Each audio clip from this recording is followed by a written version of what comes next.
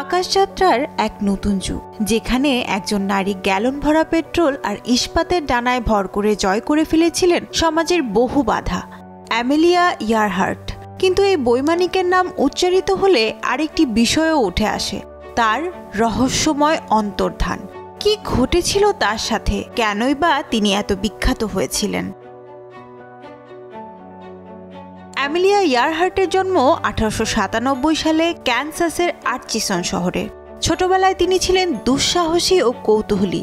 বিলাসী খেলনা বা পুতুলে না, বরং অ্যাডভেঞ্চার আর নতুন কিছু শেখার আনন্দে মেতে থাকতেন তিনি। বড় হয়ে তিনি বিমান চালনায় ঝুঁকলেন, যাকে সেই সময়ের বাস্তবতায় দুঃসাহসী সিদ্ধান্ত বলতে হয়। অ্যামেলিয়াকে বিখ্যাত করে তোলে মূলত তার বিমান চালনার রেকর্ড আর নারীর ক্ষমতায়নে তার প্রতীকী ভূমিকা। 1932 সালে তিনি প্রথম নারী হিসেবে একাই আটলান্টিক মহাসাগর পাড়ি দেন।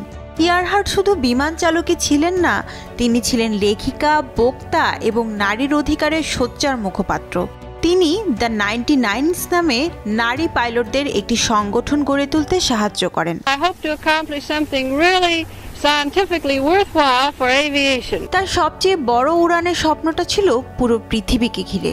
1937 সালে তিনি ঠিক করলেন নিরীক্ষরেখায় ঘেঁষে গোটা বিশ্ব এক চক্কর দেবেন। যদি সফল হতেন তবে তিনিই হতেন প্রথম নারী যিনি এই পথে গ্লোব সার্কিট সম্পন্ন করেছেন। সঙ্গে ছিলেন নেভিগেটর ফ্রেড নোলান। দুজনই তখন সদ্য তৈরি করা একটি লকহিড ইলেকট্রো বিমান নিয়ে পথে নামলেন। আফ্রিকা, ভারত উপমহাদেশ, দক্ষিণ পূর্ব এশিয়া পেরিয়ে পৌঁছলেন নিউ গিনিতে। এরপর বাকি পথটুকুই ছিল সবচেয়ে কঠিন। প্রশান্ত মহাসাগরের বিস্তীর্ণ জলরাশি পেরিয়ে হাওল্যান্ড দ্বীপে পৌঁছানোর কথা। নিউ গিনির লে বিমানবন্দর থেকে উড়ানের পর ফ্লাইটটি শেষ পর্যন্ত গন্তব্যে পৌঁছালো না। শেষ যোগাযোগ হয় 2 জুলাই 1937 সকাল নাগাদ। তারা জানিয়েছিলেন ইঞ্জিনে কোনো বড় সমস্যা নেই, তবে জ্বালানি নিয়ে উদ্বেগ বাড়ছিল আর রেডিও যোগাযোগও ছিল বিপদসংকুল।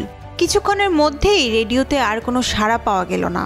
ইউএস কোস্টগার্ডের জাহাজ ইটাস্কা তখন হাওল্যান্ড দ্বীপের কাছে অপেক্ষায় ছিল, কিন্তু তারা অ্যামেলিয়ার বিমানকে আর খুঁজে পায়নি।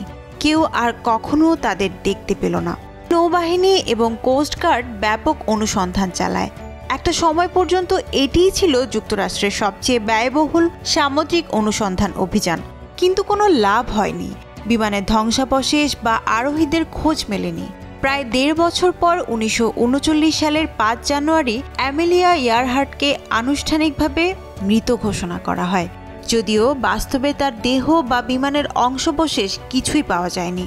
কিন্তু আইনি প্রক্রিয়ায় উত্তরাধিকার ও সম্পত্তি ইত্যাদি বিষয় নিশ্চিত করতে এই ঘোষণা করা হয়। অ্যামেলিয়া ইয়ারহার্টের অন্তর্ধান নিয়ে অনেকে অনেক মত পোষণ করেন। বেশিরভাগ গবেষক মনে করেন জ্বালানি শেষ হয়ে গিয়েছিল অথবা দৃশ্যমানতা কম থাকায় হাওল্যান্ড দ্বীপে নামতে না পেরে বিমানটি সাগরে পড়ে যায়। অতল জলরাশিতে বিমান ডুবে যাওয়ায় আর খোঁজ মেলেনি। অনেকে বলেন ইয়ারহার্ট ও নুনান ভুল করে দক্ষিণে চলে গিয়েছিলেন এবং গার্ডনার দ্বীপে জরুরি অবতরণ করেন। কেউ কেউ দ্বীপে হাড়গোড় বা ধ্বংসাবশেষ খুঁজে পাওয়ার দাবি করে, কিন্তু প্রমাণটা খণ্ডিত বা বিতর্কিত, নিশ্চিত করে বলা যায়নি। আরেক তত্ত্ব অনুযায়ী তারা ভুল করে জাপানের ম্যান্ডেট অধীনে থাকা কোনো দ্বীপে গিয়ে পড়েছিলেন এবং জাপানিরা হয়তো তাদের বন্দী করেছিল। বিশেষ করে তখন দ্বিতীয় বিশ্বযুদ্ধের আগ মুহূর্তে পরিস্থিতি বেশ উত্তপ্ত ছিল। আরও কল্পনাপ্রবণ বক্তব্য হলো অ্যামেলিয়া বেঁচে গিয়েছিলেন, কিন্তু গোপনে অন্য পরিচয়ে জীবনযাপন করেছেন। তবে এর পক্ষে গ্রহণযোগ্য বা প্রমাণসিদ্ধ কিছুই নেই।